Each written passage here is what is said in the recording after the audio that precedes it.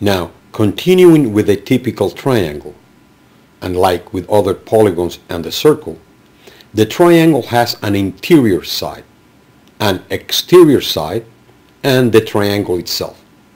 For example, in this triangle, point A is inside the triangle, point B is outside the triangle, and point C is on the triangle. So if I say from point P in triangle ABC a line is drawn to vertex B, I'm referring to a point inside triangle ABC. And if the sentence changes to from point P on side AB of triangle ABC to vertex C, then point P is part of the triangle and is neither outside nor inside the triangle. Okay, let's get now more specific. We already said that an equilateral triangle has three equal sides. Again, notice the use of tick marks to show which sides are equal.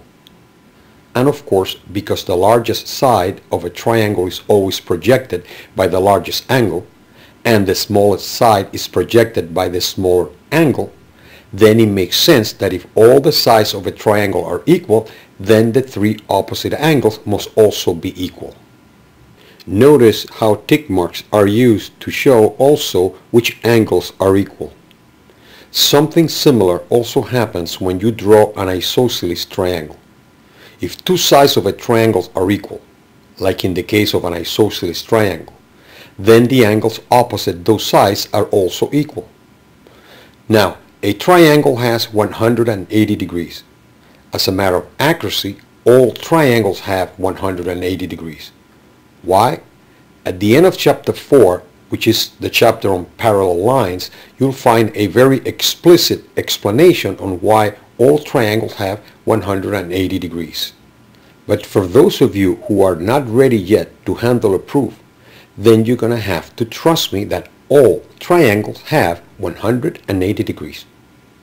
Okay, if in an equilateral triangle all angles are equal, then each angle is 60 degrees because 180 divided by 3 is 60. And while we're still at it inside a triangle, let's say that if one of the angles in a triangle is 90 degrees, or a right triangle, the other two angles must be complementary, because by definition complementary angles add up to 90 degrees, and that is exactly what is left in a triangle that has one 90-degree angle. Notice here that you cannot have two 90-degree angles in a triangle. How could you? If two angles at 90, there is nothing left for a third angle, so it is impossible. So if one angle in a triangle is 90, then the other two must add up to 90.